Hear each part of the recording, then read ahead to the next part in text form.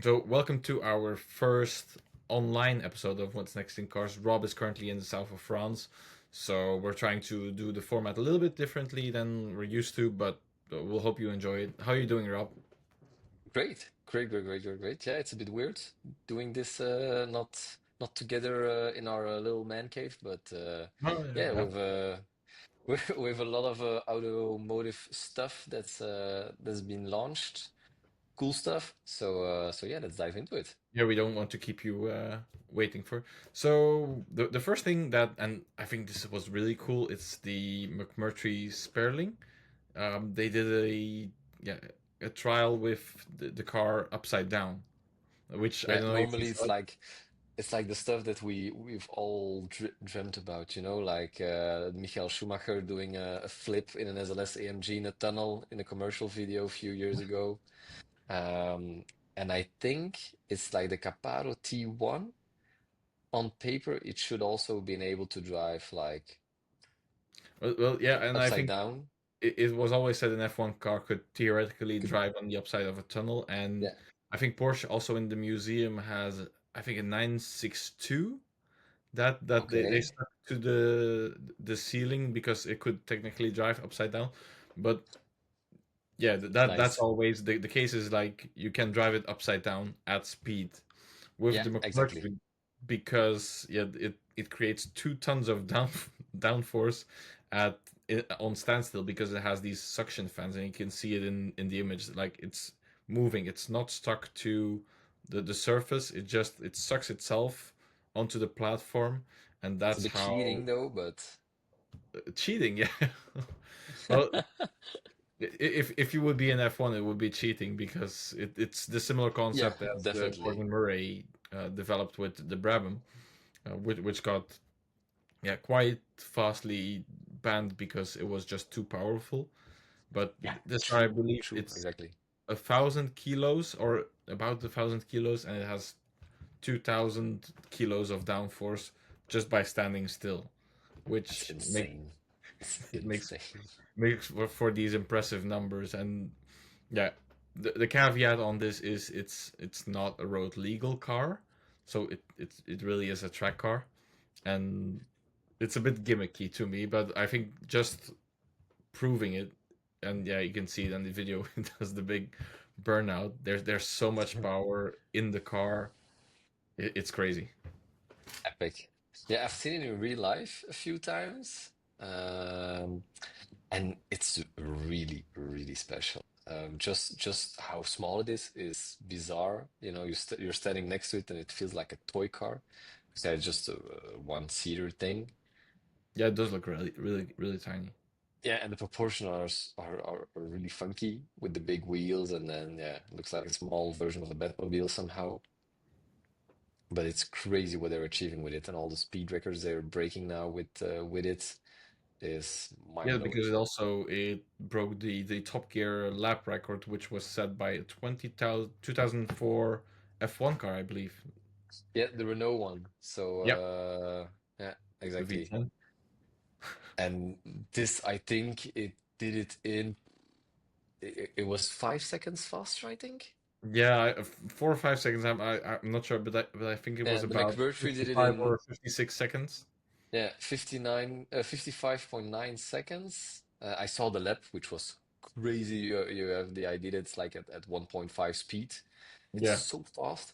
And the previous record was from the 59. Yeah. 2004 Renault R24 F1, which did it in 59 seconds, which Yeah. is already very fast. But that's like an F1 car. So I also today just saw a video of the McMurtry overtaking a GT3 RS in the Hammerhead. I don't know if you on the saw that. outside of the corner and then just disappearing. It's crazy what this car does.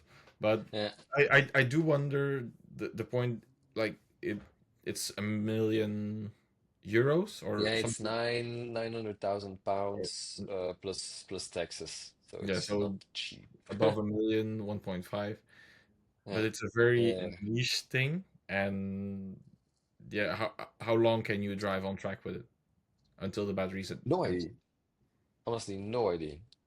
So I know the startup process is not easy, so So yeah, it's not that you can take it out on an occasional trek moment. You know, you really have to get ready for it. Yeah, yeah. But yeah, I'm really curious to see what McMurtry will do in the next coming months because now it seems like the car is like really finished. I want to see them With do an endurance, like see how long it takes for the battery to run out, and then how long Mm, do you have to charge? Because if you can only do like half an hour of running, and then you need like what an hour at a fast charger or something, and exactly. even then, where at which track are you going to find a fast charger? Yeah, yeah, because it's so fast that you really need to yeah that you really need to be a very skilled driver, I think, to Yeah. get everything out of the car. So not easy, but very cool stuff. That's very cool stuff. And I also like that they put the little sticker of McMurtry upside down on the car, so when it was flipped, you could see it just right side up. Yeah, indeed. That's not a bad thing. So yeah, pretty cool. Yeah. Really pretty cool. On to the next thing, which is a really cool thing to me, and I think you're going to love this too. Hyundai announced that in 1 to 2 car generations, they are going back to like nearly all physical buttons. So inside right now, we're showing you the new Ionic 9, and you can see there's a lot of screens there, and Hyundai is really pushing forward and saying like, okay, we messed up, and or they, not only they, basically the whole car industry messed up with the screens, and they're already pushing in, like trying to get more analog buttons back into the cars. The reason it Nice. takes this long is because car cycles, yeah, because this They're car has long. already been released, Uh, and the next one they're already making, and they've already made mm. plans for the one after. So it's a very slow process, but we should see it Exactly. some. Yeah, it takes time. It's not something that you can do in 4 or 5 months or even a year. So it takes time that also all this feedback just gets back to the customer from the customer to the brand, and that they really, maybe at first they're like, yeah, but the customer will get used to it. Just give it some time. Like we've got used to a lot of stuff, Mhm. we got used to iPhones or whatever, but getting used to all those touch screens or touch buttons inside of a car, apparently it's not working. Yeah, but it's not because something you can get used to something and can still be annoying. You know what Yeah, I mean? but It's like that really yeah, annoying but brother. this You this get this used we to him, really couldn't get but used to it. I think a lot of people couldn't get used to it. yeah, It was always a pain. yeah, it's like And me the getting amount of used people to I you. saw like with these small tissues inside the car, like, oh wait, I touched my screen, let me clean it. Yeah, Like, oh, I would lose my mind. yeah, it's such a So mess. I think it's good that they're trying to find a balance again between screens, which is fine. I do get the screens because in general it might be cheaper and it's easier and for updates and stuff. So it's all good. There need to be like a solid balance between just a physical button like on a steering wheel or where you can, and also the safety factor in this thing, because with That's a good all point. Yeah, these and hidden buttons inside a screen, it takes time to do an easy thing like I want the temperature to be a little bit higher or lower, or I want to get my heated seat on. If you have to search in a bloody screen for it for 2 minutes, then it's gonna be really complicated and you're gonna take your eyes off the road pretty it's long. true because with and especially I drove the Ionic 6 last year, Mhm. and honestly navigating through the screens to change your safety systems every time you get into the car, it's such a pain. You cannot imagine, and the noises that it makes if you don't turn them off are even more annoying. So you're like Yeah. every time you're going into 3 4 different screens, and yeah, it's just too much. And the safety factor is also a good point because I also heard from the EU, or like the Euro NCAP, that Mhm. they'll only give you 5-star ratings in the future if you have physical buttons back into the car. Oh, really? So Yeah, that's so also taken into consideration, and that's good. yeah, they've really acknowledged that, okay, this is a safety issue. So if you want to Mhm. have 5 stars again, you should have physical buttons. I don't know what they decided on which buttons that would be, but it's a good step forward, and they're actually pushing manufacturers to go back to physical buttons. Great. We've all been I, waiting for it, so it's good I that just it's hope it's happening. not going to be all like touch physical buttons. So Like a real normal yeah, button. Yeah, yeah, yeah. Exactly. Not like this shadow line or black shiny touchy yeah, button, just like a physical. yeah, not like you have in the Mercedes, the latest Mercedes. That I don't like those. Yeah, no, no, no, because you just pass by and already changed the setting of the radio and volume is up 10 and stuff like No, that, so it's not good. So that's a really cool thing. And smaller displays, it's good because displays ages.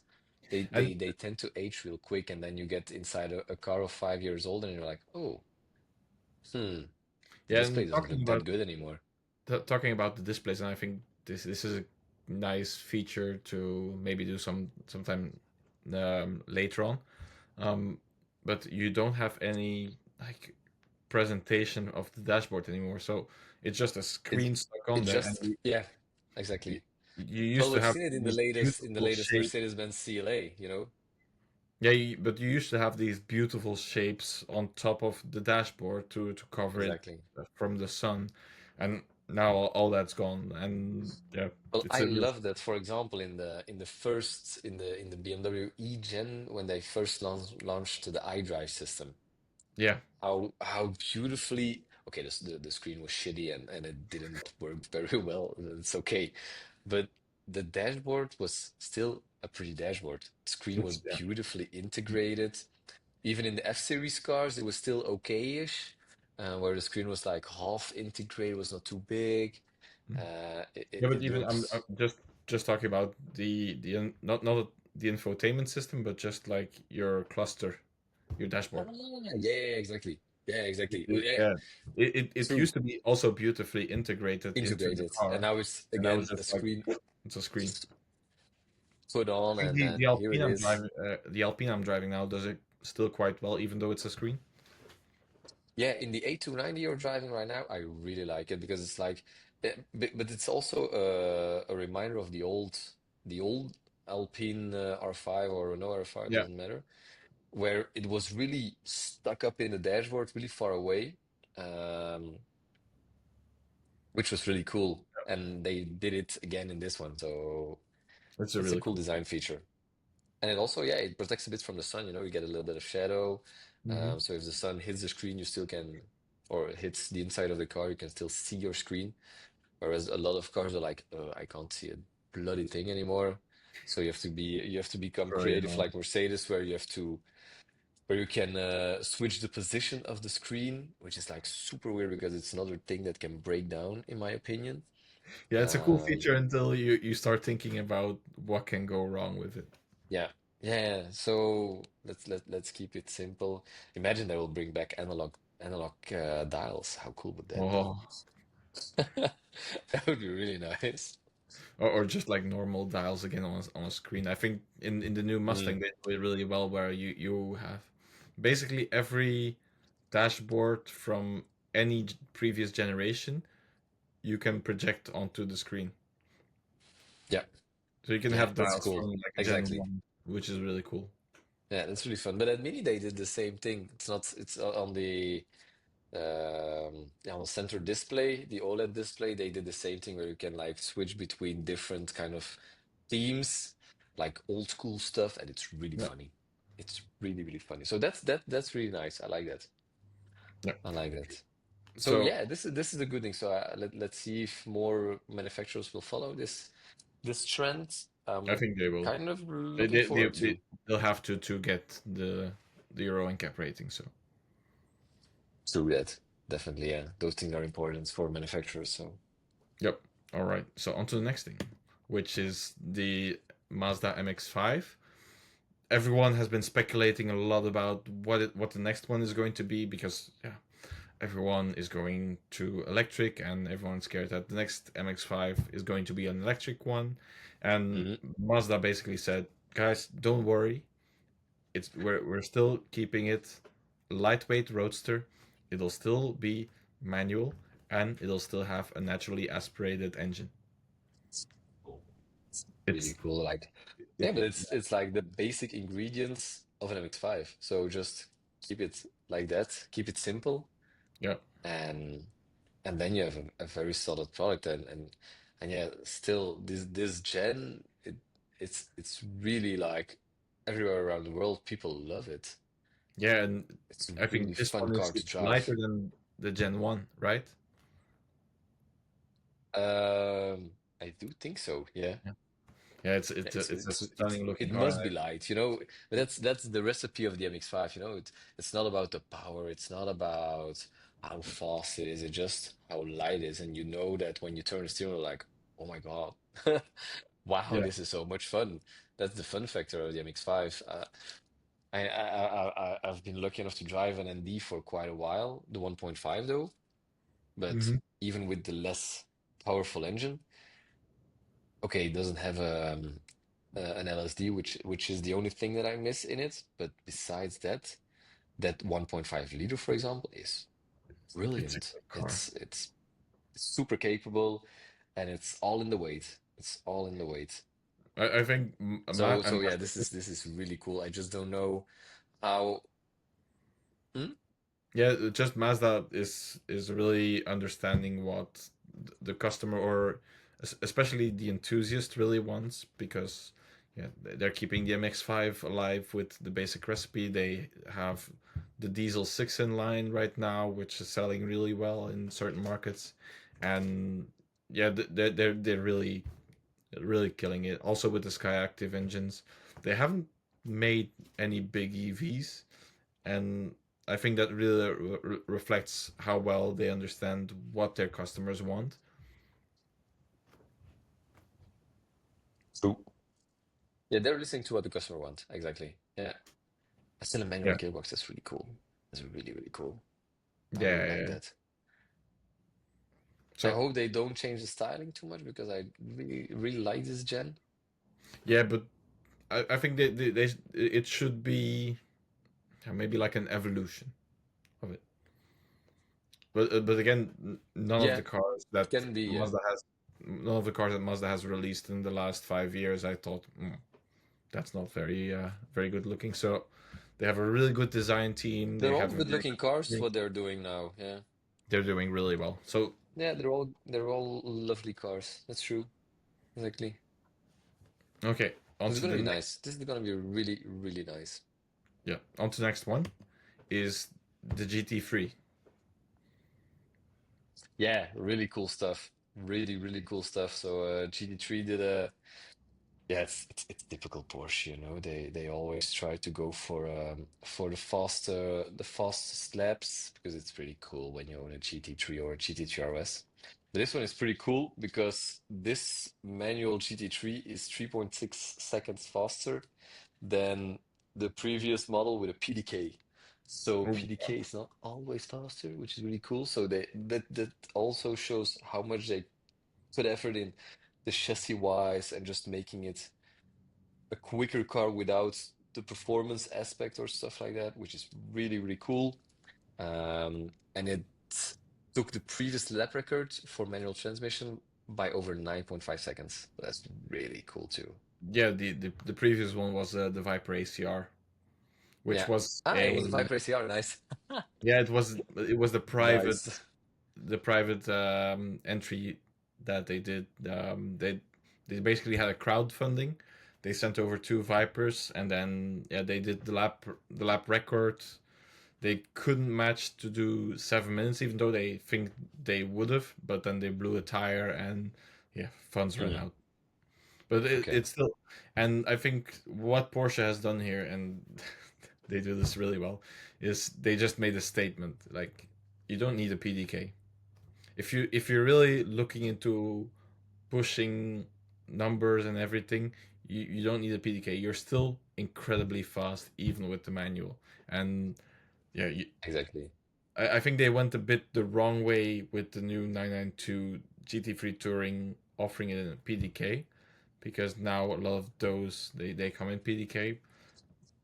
but yeah, they're Exactly. such amazing cars, and I think Porsche is doing such a good job to navigate around the increasingly tight emission standards on, and still have the GT3 like be the basic recipe that it needs to be.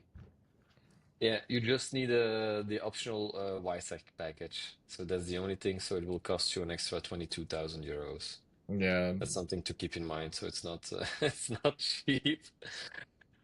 you only But need one kidney, so yeah, yeah, also true, also true.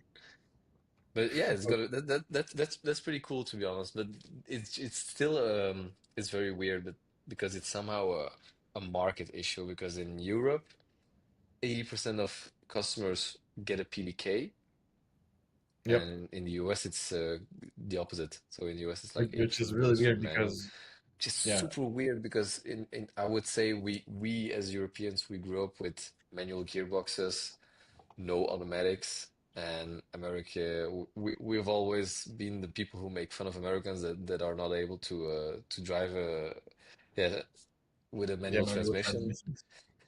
And now all these epic GT3 cars or just Porsche cars that are available with a manual gearbox are being driven around in the United States, which is so bizarre. I don't understand. So if you're in And Europe, the manual gearbox is just so okay. I understand the PDK is also something very extraordinary at Porsche because it's such a good automatic gearbox, it's a but very manual good, transmission. yeah, it's a very good automatic gearbox. It's the best one you can buy, but just I feel like every time I drive a PDK and then I drive a manual, I always feel like I don't have to break the speed limits to enjoy it as much. Exactly. Whereas with a PDK, you're more triggered to just floor Yeah, it.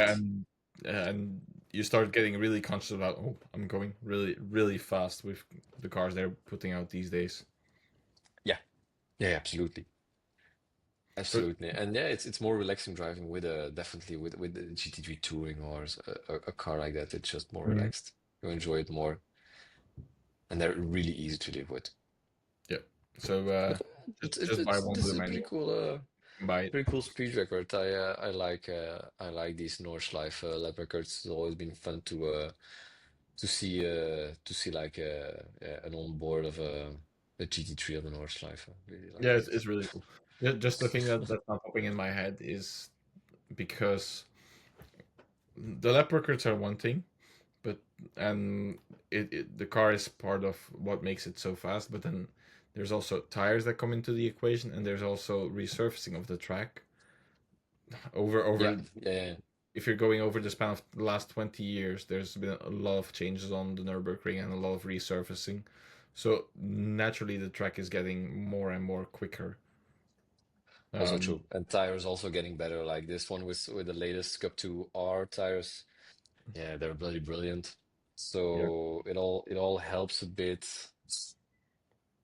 That is So true. sometimes it's difficult to make a comparison with like an older and a newer car, but yeah, it's still an amazing achievement. Yeah, and in general, these modern cars feel much more at ease at higher speeds too, because this Friday I was able to talk with the owner of a 992.1 GT3, Mm-hmm. and he drove it on track without the Mante performance kit and with the Mante performance kit. Yes. And the guy was like, it's so weird how more relaxed and more stable the car is at higher speeds during corners. I'm not fighting anymore. I don't have to work as hard as before in the car. So it's stuff like that that makes lap times so much easier to Mm-hmm. do fast.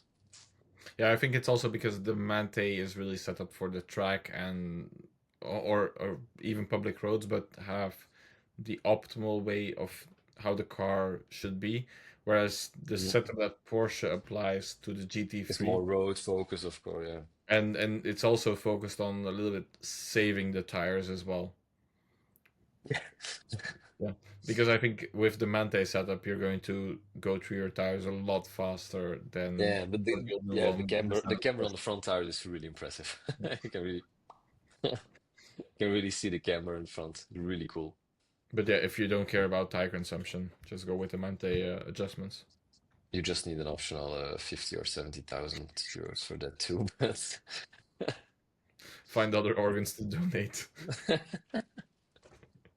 Okay, so next is there was a really big scare in the automotive social media about carbon fiber because apparently there was a proposal from the EU that they would ban the use of carbon fiber in any cars. It's a little bit of a weird thing because super weird. it was added in the proposal in January, and no one picked up on it just until like a few days ago. And by the time everyone started reporting that, oh, Europe wants to ban carbon fiber, it was already thrown out of the proposal. So it's out of the hazardous materials that will be banned by 2029. Wow. So yeah, buy McLaren, Lamborghini, Pagani, Ferrari. I'm sad, but you won't be able to build any car anymore because your No, no, entire you can monocoque still is do made it of because carbon fiber. it's been removed from the proposal. Yeah, luckily, but Yeah, imagine if it wouldn't be if that didn't happen. yeah, it's yeah. The Yeah, and reason same for that electric cars. So I don't understand. Yeah, it doesn't make yeah, any it's sense. also BMW i7 or iX. They're Exactly. all, Yeah, with the carbon core. Yeah. but the proposal or the, the theory behind it was that carbon fiber is really hard to recycle, and when it gets crushed, these small particles yeah they're a bit like asbestos. They could be a bit like asbestos, where they when you inhale them they stick into your lungs and they never get you can never get rid of them. But I think also Europe acknowledged like how vital carbon fiber is inside the automotive industry and inside the whole supply chain of the industry by a whole, because Exactly. cars account to 20% of the carbon fiber production in Europe. That would be yeah.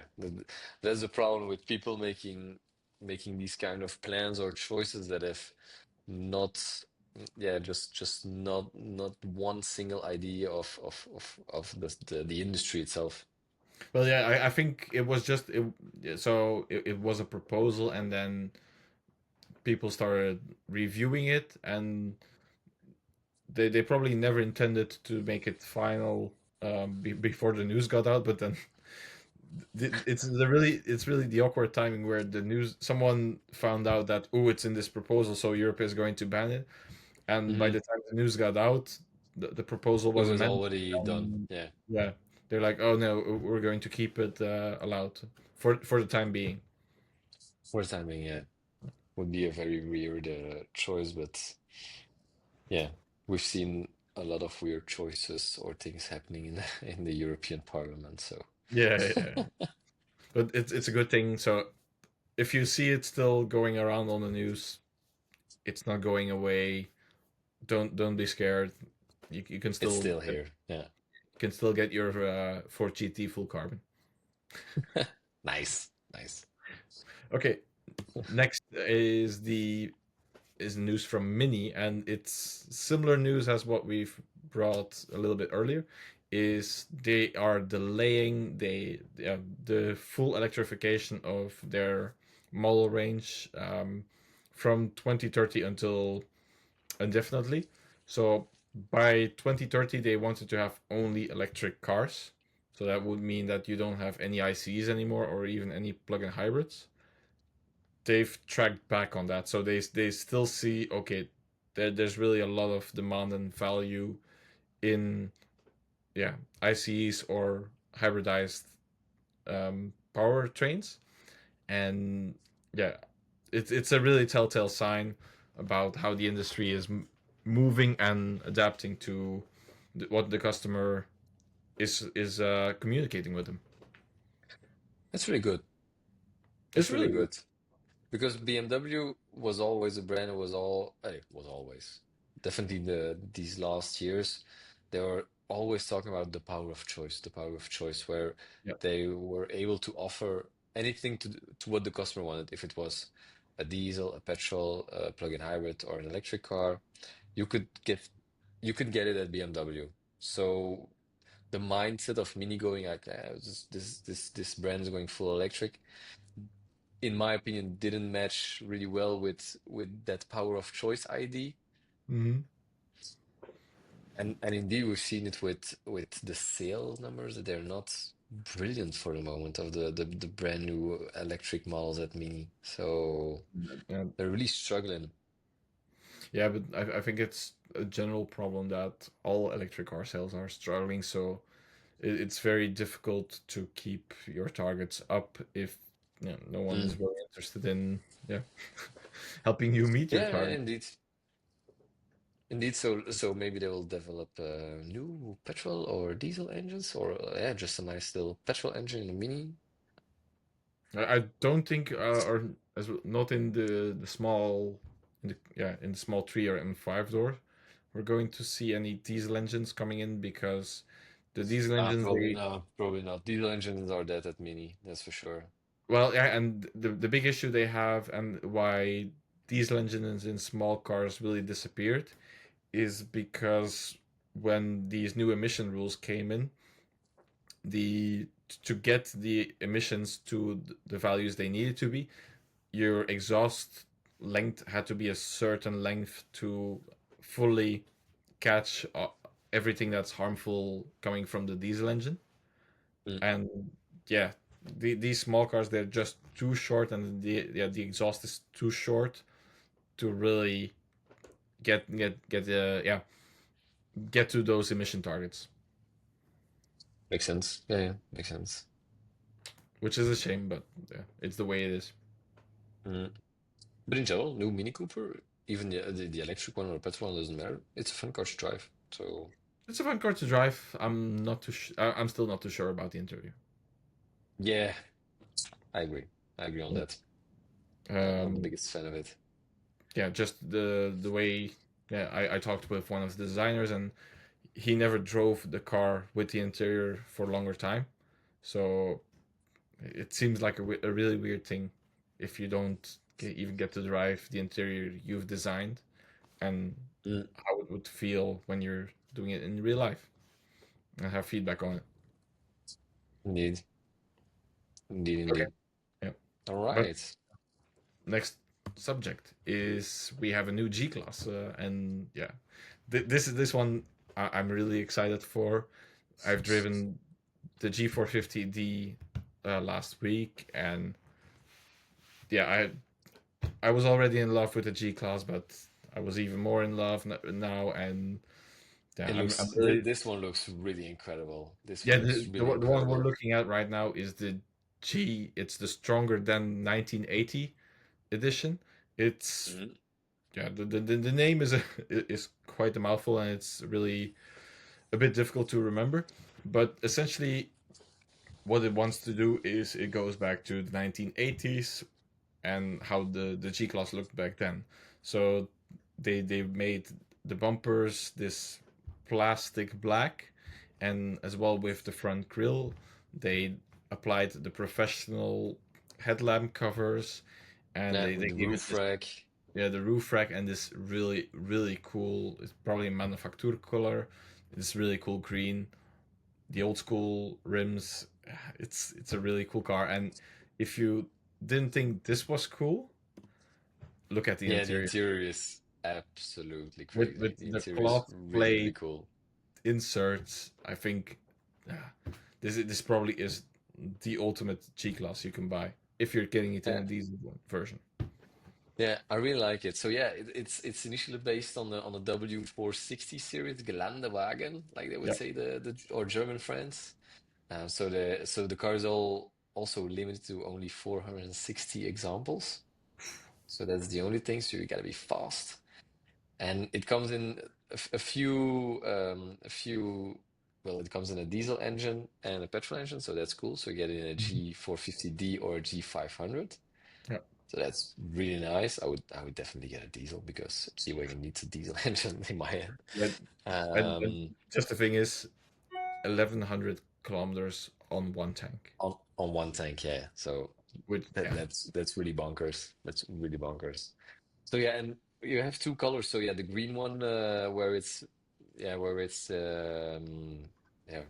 how it's been shown in the news press room stuff is agave, a green solid, and then you have a Colorado beige solid too. So you have yeah, two exterior colors, and then you get these really cool orange indicators on the front because yeah, but stuff like that makes it really cool. Yeah, honestly, this is the G-Wagon you really like it. It's like going back in time, yeah.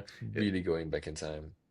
it's a shame these hold values so well because it makes it a little bit unreachable for Yeah, normal I think people. this one is quite expensive too, no? It looks expensive.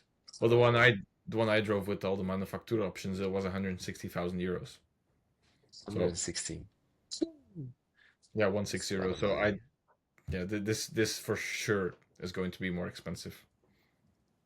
That's really, really expensive. But if you're able to get one, it's Yeah, a solid honestly, like investment somehow. yeah, I'm not saying it's not worth it. It's definitely worth it, but there's a lot of money. Yeah, exactly. But again, as you're saying, yeah, that they hold value so well. So in general, you're not gonna lose a lot or any money on it, which Yeah, is really I think cool. especially with this edition and the way yeah it's presented, if you're taking this and you're driving it 100,000 kilometers in the next 5 years, you might lose 10 or 15,000 euros at best of value on it, which It's is crazy how for well a they car that hold yeah value.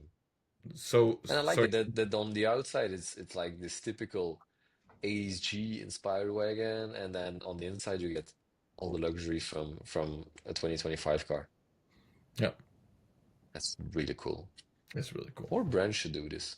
Yeah, yeah. That would be nice. And I think that yeah, especially like with the R5 and everything, more brands are Mhm. starting to push more back into their heritage and make people excited for these cars. Well, it's the car that we or our parents, whatever, grew up with, that we Mhm. loved back then, and that some of us are able to buy today. So, Yep, very so good it's a move. stuff that's getting sold really quickly. Okay, I so really like it. the That's next cool one news. is the reveal of the it's the Audi A6 sedan, but it's not the A6 sedan e-tron, correct? Yeah, it's the regular one. So Audi, yeah, kept the name, which is really nice because the A7, it was normally supposed to be the new Audi A7, but it stayed the beautiful Audi A6, which is really cool. We've seen the introduction of the Avant like a month ago, I think. Yeah, And this correct. is like the sedan Berlin version of it, which is the more classic design, I'd say. But it's a Yeah, really pretty car. Honestly, it's spot on in my opinion. It's okay.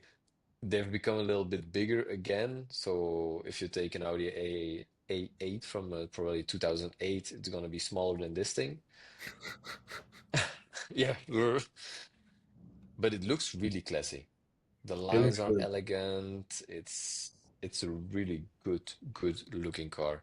Maybe the Again, grill is a little bit too big, and yeah, with it has like the honeycomb RS grill on the standard A6, which maybe a little bit too shouty.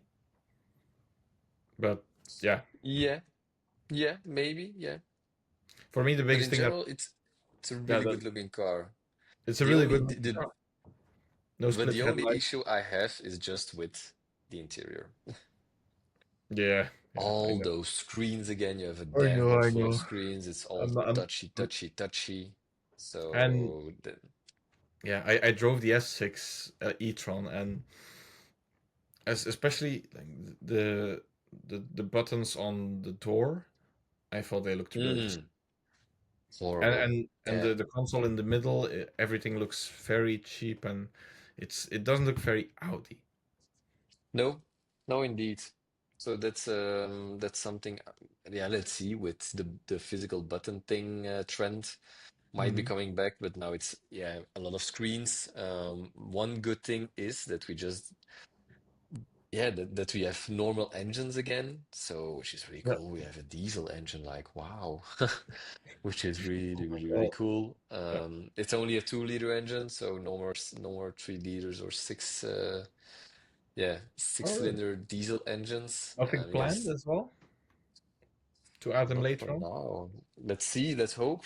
I would love to see a big diesel engine in it, but Yeah, we good will for have to wait leader. for that. We'll have to wait for that. But still, yeah, you just can get a regular diesel engine or two petrol engines, a 2 liter petrol engine and a 3 liter petrol engine, which is really Mm. cool. Because the thing is like 370 horsepower, ooh, which is Yeah, really nice. quite easy. So yeah, a beautiful car. I'm glad Audi is coming back from its decisions to change the name, to go all electric with these models and just keep it classy, keep it Yeah, stylish. It's a really good decision, I think. yeah, And so yeah. yeah, we like traditional stuff. Yeah, the only thing So for me is I would have liked that both the A6 e-tron and the A6 would have been like identical styling, similarly mhm. to the R5, but they're close enough.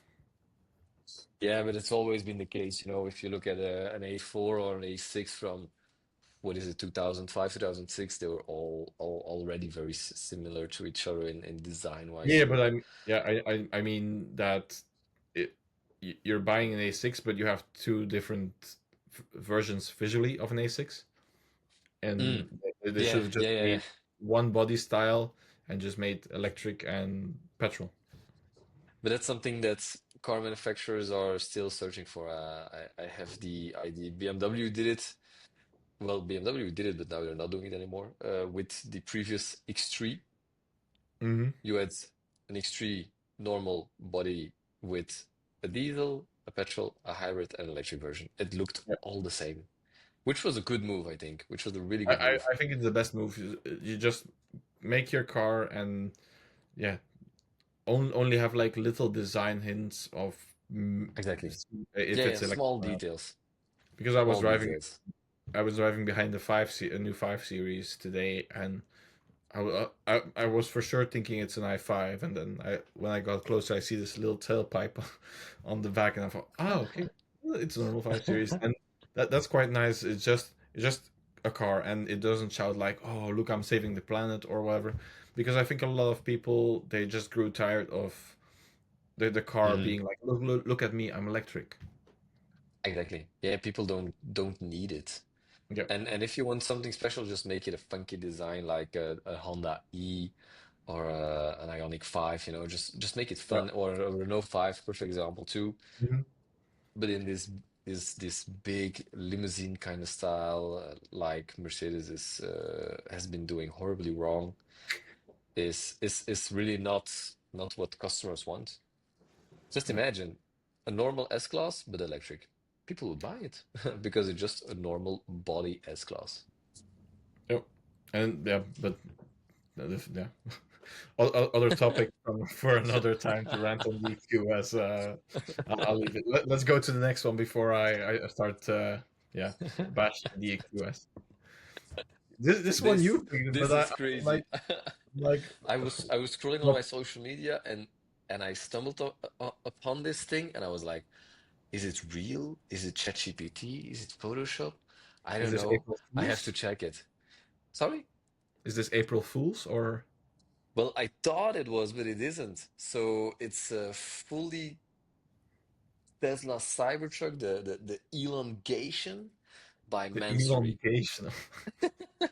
which is crazy. Yeah, it's really crazy. So yeah, it's a Tesla Cybertruck where you can get like incredible stuff like a front bumper in the visible carbon fiber, yeah, Mansory look. You get the rear diffuser, side skirts, fender extensions, and then you can go completely wild, like front bonnet, roof panel with two lights. That's pretty cool, though. I would take that. That's the only cool thing on the car That's is with that's the that's a light. cool thing. But then a truck spoiler, carbon mirrors, C-pillar How panels. I'm like, oh how does the spoiler dear. work for putting things in the car? Because it the point of a pickup is to have yeah Yeah, but it's like a small spoiler, you know? It's like yeah, a but very small you spoiler. you can't put a fridge in the back anymore. Well, not like No, you everyone will is just putting you fridges will in you might pickups destroy the every time, but spoiler, but yeah, it's yeah. street cred versus, you know, so but The it only looks. good thing about this car, which I just thought of, is it fixes the issue with the warranty recall. Yeah, because now you get all carbon fiber panels. So Yeah, and they probably won't fly off again. well, they So that's a already good thing. replaced the panels that are flying off. Yeah, yeah, yeah. And then Unless you it's can about yeah, the A pillar, which yeah apparently mm, still flies off, and people have been it still showing flies how off. Tesla has fixed it, and it's a really bad weld, and now Yeah, it there's was like like a just gap. super glue and No. Now they welded it, but the they weld welded it. takes up some Mm. volume, and it now there's like this big of a panel gap And it's not on the ideal. apron. So yeah, besides the exterior, you can also get epic interior options. You get a different steering wheel, like with a little bit more flat because yeah, it's sporty, you know, in a Cybertruck. And then you get all kinds How of can you get possible. a flatter steering wheel than the yoke already is? Yeah, no, it's not the yoke, but it Ah, it's a looks. normal steering wheel. Yeah, yeah, yeah, yeah, yeah. Okay. Apparently, or yeah, it's more racy, whatever. It looks weird. Yeah. And then you get all these extra gadgets like floor mats and headliners and truck bed mats, whatever. The only thing is really cool, don't shoot me, is the 26-inch forged wheels. They look super cool. They look, but I have this tuning history in the I wheels, think so they only look cool because they're proportionate to the vehicle, but the vehicle is so silly big in it's itself. horrible. It's hideous. Yeah. It's hideous. Yeah, you know, I it's think man that's the only way why sorry. it So works on the car, or works, not really, but I just have one final question on this car, Rob. It's called the elongation, right? yeah, yeah. Is it spelled with a Y? No, no. No, no, no. It's like Elon and then Gation like nation, but with a G. Okay. Okay, let's put this monstrosity away. But We, yeah, it's like your typical man sorry car. yeah, It's really not looking very good. man, sorry, I bought this. Yeah, yeah, exactly. But I don't find a price. That's silly. I haven't found a price for it yet. I was There's still really, something. really, really wondering for how much this thing would cost, but hold on. $88,000. It's It's too much. like an extra Cybertruck on carbon fiber stuff. So Well, back to no. some cool cars now. Yeah, go for it. The Hennessy F5 Evo has just been released, Ooh, and nice. it's like just out. So this really caught my eye last minute, and I wanted to get it in. It's the more powerful version of the Hennessy Venom F5, Because we which really needed that, I think, eh? yeah. So it's over 2,000 horsepower. From a from an engine without any electronic assistance, Yeah, like mild hybrid or it's a 6.6 liter twin turbocharged V8. wow. Wow. And yeah, the caveat is the 2000, I think it's 2030 horsepower. It's all going to the back wheels. Wow. Okay, And that's quite impressive stuff. and you get an acceleration figure of 0 to 320 in like just over 10 seconds. Okay. Wow. But it's like you need to buy a new car. You can get it as a No, package, or how do I? yeah, so you can option it still on a newly bought F5, or Yeah, if that's you've cool. already received your F5, you can come You back. can, okay, that's really Yeah, cool. Yeah, so you can go back to Hennessy, I think they're in Texas, and Hmm. pay them just under $300 and $300,000. Thousands. Sorry, not $300. Maybe, I don't know. It's sell it. Yeah, and All right, really yeah, cool. and you get the upgraded engine. It's a new splitter. There's new canards. There's a lot of new aero also on the underbelly because they've worked with an XF1 designer. So Okay. yeah, the only Very thing cool. it's very cool. The only thing I haven't seen any being delivered yet, or even from the F5, and I'd really like to see how well this one does compared to like a Koenigsegg or a Bugatti, or like in a Yeah. straight. Yeah, yeah, indeed, yeah. Yeah, it would be But really interesting to see. I once saw I saw this car once in real life at Salon Privé, where they launched Mm, the Roadster version. It okay. it has a lot of presence. It's a really cool looking car. And this is also available probably on the Roadster then, I suppose. I think so, yeah. Really Because cool. there's no changes into the roof. It's just like It's splitter, aerodynamic, front and suspension rear, and wise, yeah, engine, so and in the that is underbody. really cool. 2000 horsepower in your Roadster. Ooh. Oh, To the rear that's wheels, really which impressive.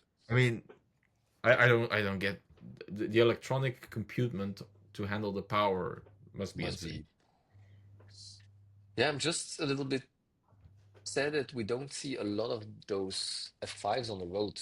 So it's not a very I popular think car like a Koenigsegg or a Bugatti or a Pagani. So because maybe I it's think too it lacks hardcore. support in Europe from any Mm, dealerships or whatever. yeah, definitely. Yeah, it's probably just America and Yeah, just US. yeah, and maybe like UAE probably, but Mm, other than exactly. That's it, huh? yeah, I don't That's think there's a really. lot of people in Europe who can service one of these. So then you're already scaring a lot of customers away.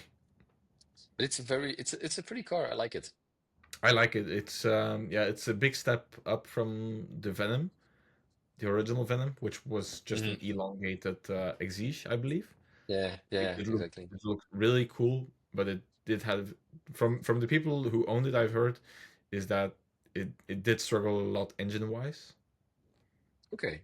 Where sometimes if you put it on the side and then you had to start it up again, you had to change spark plugs just to get it going Oh. again. But Yeah, but yeah, this is like a solid product on its own. So, yeah, it's a really solid effort. but yeah, it must be super, super, super dangerous to drive it if you don't know what's happening on Yeah, 2000 horsepower on real wheels. Ooh. but yeah, it's a really cool car. Mm. Yeah, Okay, yeah, yeah, so definitely.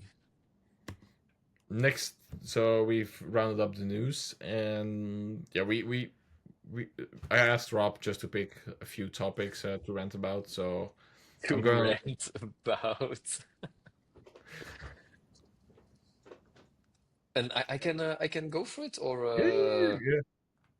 I don't know what you were okay. waiting for, but I was done with my introduction. Aha, all right, perfect. So no, the first one I took is yeah, is the manual gearbox dead or just reborn? So it's funny that we've just talked about a GT3 setting a new lap record on the Nordschleife with a manual gearbox. So that's really cool. And yeah, in general, yeah, is is a manual transmission like something that's still hot? The younger generation, do they still care? What's the yeah the emotional part or the practical part? Because I hear a lot of people who love driving a manual gearbox, but are like, yeah, but it's so much easier driving an automatic, blah blah blah blah blah. And I know for myself, and I'm talking for myself now, the day I'm able to buy myself some cool cars, it's always gonna be a manual one. Hmm. Always. I just don't see the point in getting myself a sports car, a car to enjoy everything about driving, everything about the experience, and getting a PDK, an automatic. I don't see I don't see the added value because that shifting part, that third pedal is such a big part in the entire experience for me. And it's very silly, but for example, when I'm on a holiday or whatever, and I need to rent a car, I always rent a manual car because in Hmm. general, a rental is the fastest car on earth. So you want to you I want suppose to it's been enjoy terrible it for as us. maximum as possible. And then if you're okay, I understand my daily drivers are automatic gearboxes because it's easy. I'm sitting in traffic. Um, I'm doing 100,000 other things while driving, or yeah, I'm on my phone all the time, so not very good. But when I'm just having, I want to have fun and I want to enjoy driving, it's always with a manual gearbox. So Okay. it's cool that Porsche still does it. That we've seen it in a few cars, not in many, unfortunately. But like in a Yaris GR, it's still a manual. Porsche, a regular 911 can still get in a manual. It's really stuff like that. That's so important. BMW all also very good guys at it, who still are able to deliver really good manual gearboxes. We've driven the that beautiful Z4 M40i with a manual gearbox. So much fun. Yeah. So yeah, I do think that people are just becoming more and more lazy in general, or I just don't really get it. Why people are becoming so lazy and like, oh, I don't see the point and blah blah, and I'm faster and it's for traffic and yeah, nobody cares. Just we're all here about the amount of fun that you can have behind the steering wheel. And if you can have a manual gearbox in a car, then you should do it. Hmm. I think yeah, it's a very difficult thing because indeed a lot of the points you said I follow, and yeah, someone once gave me stickers, which is like manual elitist jerks. So that's how they feel about me, which tells you a lot. Um, and yeah, I feel like a manual is such a big part of like the emotion and the engagement you get with a car, and Mm, just in general, you don't have to push the car as much. You can enjoy it at yeah more nicer speeds because you're doing a lot more with the car than just holding the steering wheel. So you don't have to push the car to yeah to speeds that are way above the speed limit to actually enjoy it. And I think that's a really nice thing as well. mhm. I have a friend of mine. He upgraded from a RS3 to a GT4. He never was really a big manual driver, and now he's like, "Oh my god, I have been missing out." He says. So it, Exactly. in those cars, I think it's really coming back as well because a lot of people are now seeing the added value of the manual transmission. That there was Mhm. really the hype when it was new and everything was getting quicker, but now they're all so good, and yeah, it's there's not much of a differentiating factor from a normal car automatic transmission and yeah, a big luxury car transmission. But I think the issue mostly, which I'm really scared for, is the lower end of the spectrum, where a lot of the lower end cars, the the manual transmission is falling away. With the electric cars, the manual transmission is falling away, and you'll have a lot of newer people that probably won't have a manual Mm, transmission car because either they're exactly. not available anymore or yeah, you're doing your license with an electric car and then you just get an automatic license, which limits you a lot in then yeah, if you want to get the manual transmission certification, you have to do it again. And I think a lot of people are going to be left out of the manual transmission experience. Also, you say rental cars, which is a big point, and I do like to have a manual transmission rental car, but I've had 10 rentals the last 1.5 years, and I Hmm. can't remember which one was a manual. I They really were, no. I they, always pick on purpose a manual. I select only manual yeah, cars, and I then just get the booking agent and I tell them like give me the cheapest one. But I know the even like cheapest one is always a manual normally. I know, but I had like a brand new i20. It was like 30 kilometers on it, and I thought, oh, it's going to be a manual, and then it turned out to be an automatic, and it's like, okay, That's it, really it silly. I think a lot of rental companies, they're also just, or especially in like bigger airports, they're really pushing out the manuals for some reason. Yeah, I understand. Yeah, because people just can't drive anymore, probably. So they break or they destroy the clutch. So, Yeah, which is really a sad thing. But I remember in December, I was in Italy for a few days, and I had this wonderful Toyota Aygo X, super base spec, but it's manual Igo Cross, gearbox. by the way. Aygo Cross. I'm sorry, Yeah, sorry, don't Toyota shoot me. bashed, Toyota PR bashed me really hard about like it's yeah, it's the brother of the The other Cross. KDM, the KDM X Bow or crossbow, but you No, can no, the say both, Crossbow. you know. Yeah, but it's like it's the brother of, I forgot what the name was of, The yeah, the Toyota. Yaris Cross. And but the Yaris Cross is spelled out Cross fully, and then the Igo Cross is an X, but it's spelled out like the Cross. Like, okay, Super good, complicated. yeah, good job finding that out. No, but But yeah. but but indeed, yeah, in smaller cars, it's something that's dying. Because yeah, we've seen smaller cars are just getting more expensive and more expensive. Mhm. Definitely the German ones. It's all getting super, super expensive. Same with the Mini. There's no manual Mini anymore. There's no manual anymore, which is it's such a shame because those manual gearboxes were so funny. Oh, they I really. just love driving a manual Mini. Uh, It's Even in like brilliant the one, car. even in like the 1.53 cylinder, like Yeah, it had it's no fun. power, but it was such a fun car to drive.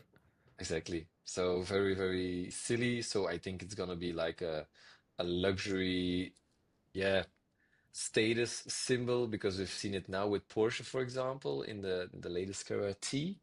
When you Hmm. get a Carrera T, you get a free sticker, which is really cool. And it's like, yeah, just a sticker with like the shifting pattern of the car.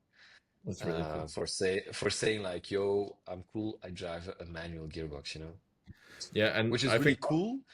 It's genius marketing too, I think, but it's such a shame that it's becoming such a niche everywhere, and that should be like, I'm proud I drive a manual gearbox. also Aston Martin is in the next generations they're going to offer manuals again.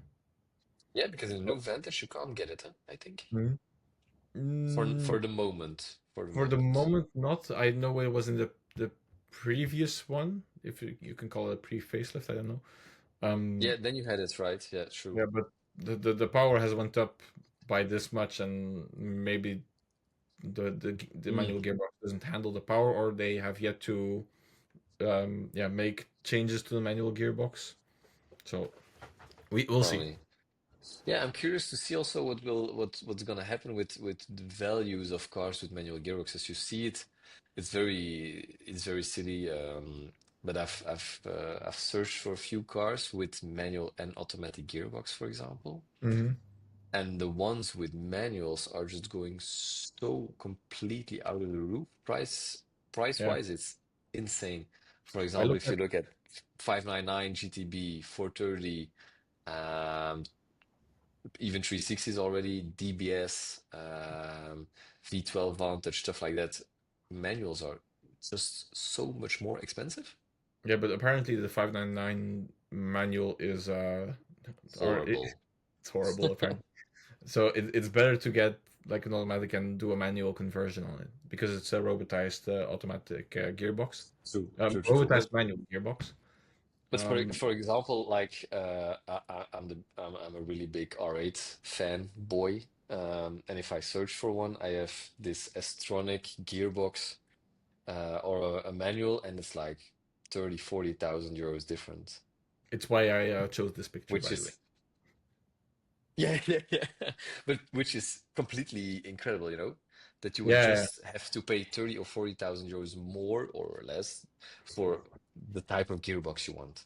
yeah, but I was looking at like the Vantage GT8, Mm. recently, and like automatic ones, they're around 180 to 100,000 euros. And then if you go to manual ones, they're like 350, 400,000 euros. Yeah, super expensive. So Because there are n not many. That's the thing. I think it's also because it was still like the period where it was the cooler thing to get the automatic, and now it's the cooler thing to get the L- manual. Yeah, And definitely. because a lot of those cars, they weren't very much built in manuals. Yeah, a lot of people want them now, and it's really pushing up the prices. Yeah, but I think a few. Which one is it? Is it Opel or Toyota that are working on some manual transmissions for electric cars? It's Opel and I believe Ford as well. Ford as well. Ah, nice. But it might be silly and completely useless, but just it makes the driving more engaging Yeah, somehow. yeah. We have to wait and see how that's going to work. But yeah, I Yeah, I do never believe. drove a thing like that, so. And But an yeah, electric car, I don't really mind because it's not like it's for daily commute, so it's not like the car you're gonna take for a lovely ride on a Sunday morning or whatever. So yeah, but to be honest, I've had a manual Passat about 5 years ago, and honestly, it's not that big of a hassle to drive it in traffic because the clutch is so easy and the gearbox is so easy. So yeah, it's true. there's Yeah, barely any added value other than being lazy for my yeah, no, that's true. That's true. for an automatic transmission. So yeah, no. Exactly. Um, Exactly. so the only Yeah, thing that I wonder is if a lot of people who are getting their license now, within 30, 40 years, they're going to buy like an expensive car. If they don't have the license to get an automatic car, a manual car, will they still crave for that manual, or because they've never experienced it and they don't want to put in the effort to get the manual license, would they just leave them aside? it's a very good question. It's a very, very good question. So I guess we'll have to find out. Might maybe that R8 will get a little bit cheaper then. don't get your hopes up too much. All right, and moving on to the second one, the second question. Electric hot hatches. Are those Yes, cool or not? Because I really, I do I love really hot hatches. I love, So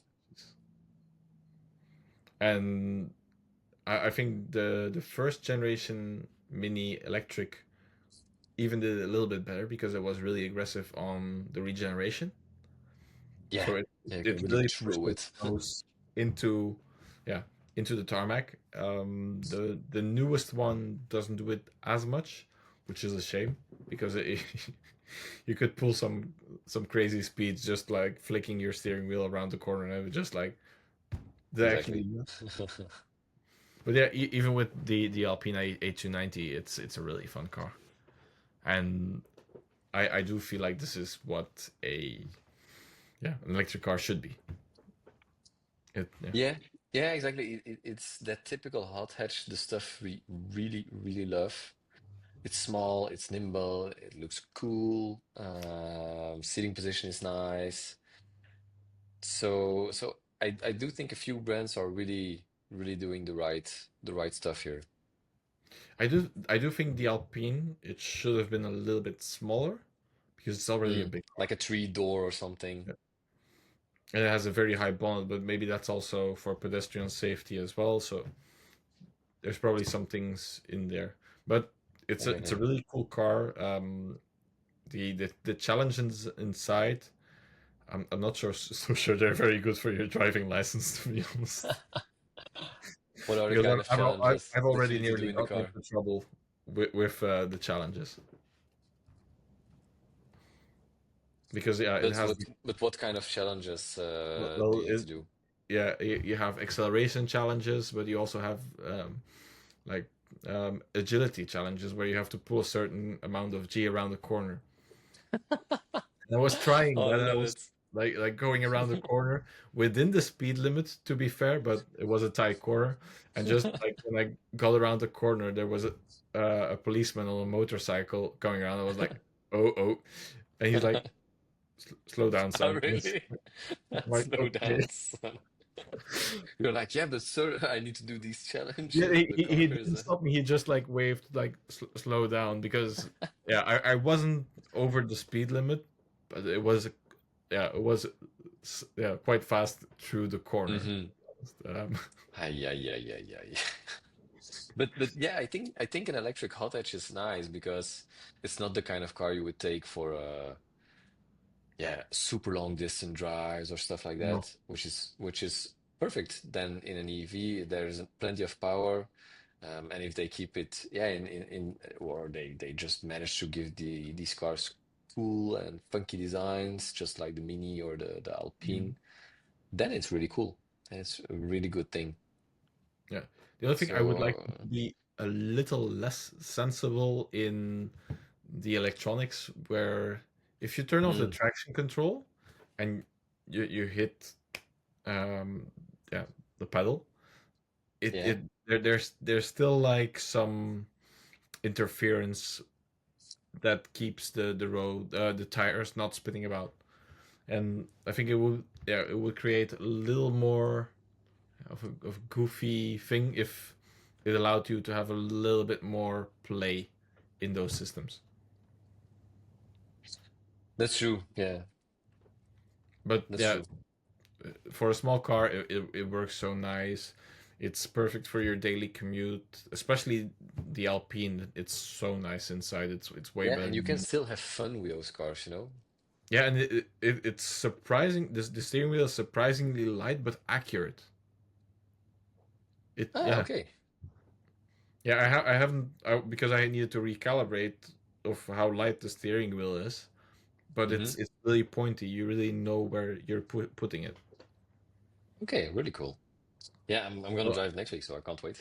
I'm really excited to drive it. Yeah, and the cool thing let's see about if you these can hot. beat some of my challenges, the records I set, because you Ah, can see it. nice. Yeah. Okay, Yeah, I'm gonna beat you. Gonna beat your ass.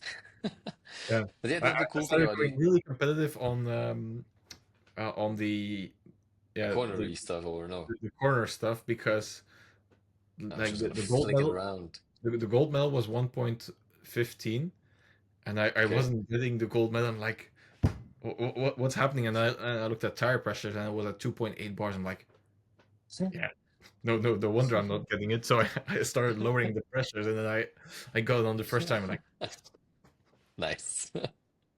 and I Yeah, probably could still lower pressures even more and get more out of it, but I'm trying to keep it a little bit calm as well. yeah. Avoid speeding tickets. Not very good. Yeah, there's like a 0 to 1,000 meter challenge that you have to do within like a certain distance, a Oh, certain really? time frame, and like, oh my god, Like a short time frame, or I think it's like 15 seconds, which is that's really yeah. fun. You have to really stay on the throttle, and if you're doing it that far kilometer, I Yeah, think but you're going to it's hit. only limited to 170, I think. So the speed ticket will be quite okay, you know. Yeah, okay, sure. Sure. No, but yeah, I think this could work very well, but they have to make regeneration a little bit more aggressive. That you can Let the really just. electronics a little more loose, hmm and yeah, then you're getting really cool Then you cars. can really. But apparently the Alpine you can really flick it around. Should Yeah. be possible. Yeah, So yeah, yeah. It's really sharp and really direct. nice. All Yeah, right, like a hot hatch should be. true. Just like I said, I would like them to be a little bit smaller again because they've yeah for a Mm, small car they've become quite big. exactly. Yeah, small hot hatches. Yeah, Oof. and a manual transmission. But yeah, let's see. Indeed. All right. I think we're on. Yeah, we've rounded up all the topics. We didn't rant as much as I thought we were going to. No, we've been quite gentle this We've been time. quite civilized May- this Maybe time. next week we'll we'll become a bit more mean to some brands or cars. Let's But see. no, Okay, so let's be civilized. yeah, I hope if you made it till the end, you enjoyed it. If you have comments about whatever we talked about, drop some below, and we'll chat some further there. And looking forward to seeing you in the next podcast. Bye. Thanks, guys. Cheers.